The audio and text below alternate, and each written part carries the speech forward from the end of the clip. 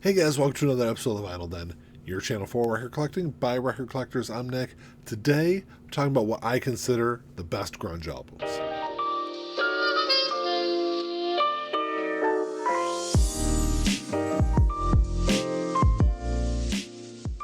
There's a bunch of links down below. You got links for the Vinyl Den Facebook group, for the merch page, for the Spotify and Apple Music playlist that I put together every week, and the Patreon page. So make sure you check all that out. Like always, if you enjoyed the episode, make sure you give me a thumbs up. Hit that subscribe button down below. Make sure you hit that notification bell so you're notified every time I release new episodes. So grunge music is something that is very special to me. It's kind of it was really the first style of music that I kind of discovered on my own. I was, 12 years old when the whole grunge revolution really kind of started. And I get it. Grunge didn't really exist, and grunge is more of a term that was created by music executives and radio stations as a way to kind of package and sell what was going on in rock music. I get that whole argument, but as far as the music goes, this is some of the music that really kind of helped form my early teen years, and I've loved for 30 plus years. I guess I should also add that none of these are in any kind of order. These are just some of my favorites. I could have went on past the 10 I've got in the video today, but the first one, this is the one that kind of kicked everything off, not only for me, but I think really kind of kicked off grunge music in the mainstream. This was released September 24th, 1991, and that is Nevermind by Nirvana. This is the second studio album. I know Bleach was, had some success, but this is the album that really kind of blew grunge up. And yes, I did doctor the image there to, save myself from or appease the YouTube gods out there, but this is the album that, like I said, kind of introduced everything to the whole grunge scene to me. This is an album that, has this, there's a darkness to this album that I think was really kind of different than what was going on in mainstream music in 1991, early 1992. And I think a lot of people, especially early, the teens in the early part of the 90s, really kind of latched onto this album. The next album was one that was actually released before Nevermind, but took a lot longer to break out into the mainstream than Nevermind did. This was released August 27, 1991, and that's 10 by Pearl Jam. I know a lot of people out there don't consider this much of a grunge album. I probably don't really consider Pearl Jam much of a grunge band after this album was released, but if I had to pick one album, this is probably my favorite from the genre. When I got into Nevermind, it was probably very late 91, early part of 92 when I got that on cassette. And then it was probably within a month or two that one of my friends actually played this album for me. And this instantly kind of became my most played album at that time. This the backstory on this album is really kind of interesting. Pearl Jam was born out of the ashes of Mother Love Bone after the death of Andy Wood, and actually a lot of the songs that are on this album were already crafted before Eddie Vedder joined the band. Eddie came in, helped put the finishing touches on the songs, added some the lyrics to them. Kind of the rest is history from there. So I might get a little pushback on this next one because this is kind of a borderline grunge album. I think it's the only grunge album that the band ever released. It kind of evolved quite a bit after this album came out. But this one was released May 28th, 1991, and that is Gish by the Smashing Pumpkins. I would argue that a lot of the grunge scene that happened late 91, early part of 92 probably wouldn't have happened on some level without Gish getting released. Gish is an album that if you go back through, whether it's Rhinoceros, I think is probably my favorite track off this album, where it still has a lot of those same grunge themes, the same grunge sound that a lot of the bigger albums, whether it's 10 or Nevermind or whatever, from the early part of the 90s, still has that same kind of sound or a similar kind of sound to it. I think by the time they moved on to Siamese Dream, their sound evolved a lot more. They turned a lot more into an alternative rock band. And even though I think Siamese Dream is a better album than Gish, this is one that has always kind of stood out to me.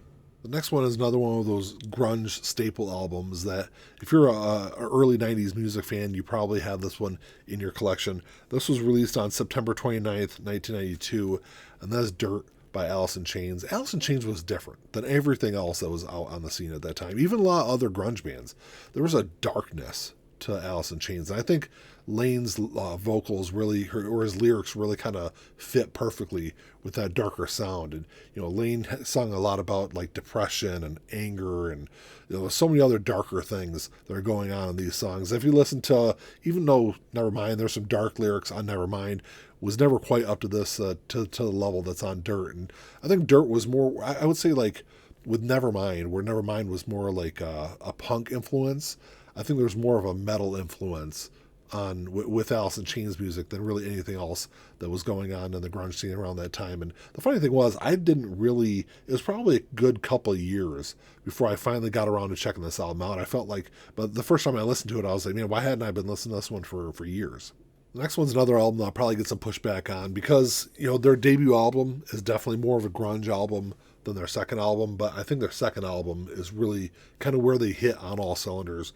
This was released June 7th, 1994, and that's Purple by the Stone Temple Pilots. Like I said, I know Core is like one of those like core, I don't know, no pun intended, core grunge albums, but with this album, I think they kind of broke out of that grunge mold a little bit. This is still, I consider, a grunge album, but there's like some psychedelic rock in here. There's some blues on this album. There's a little bit of country on this album also. There's a lot of other influences on this album that I think is why it's more of a complete album than what Core is.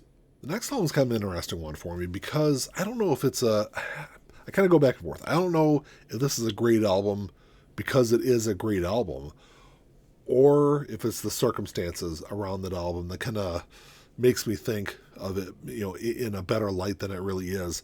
But this one was released April 12th, 1994, and that was Live Through This by Hole. This album was released, I think it was just a week or two after Kurt Cobain's death.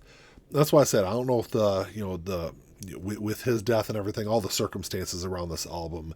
And after this came out, there was all the rumors about how, Kurt had secretly ghostwritten a lot of the tracks on here, which I don't think is true. Some of these tracks were, Hole had been performing since, I think 1991 when some of these tracks were being performed live. So I don't think Kurt really had any ghostwriting on this album. I think he did sing some backup on a couple of tracks, but outside of that, I think that was really his only involvement in there.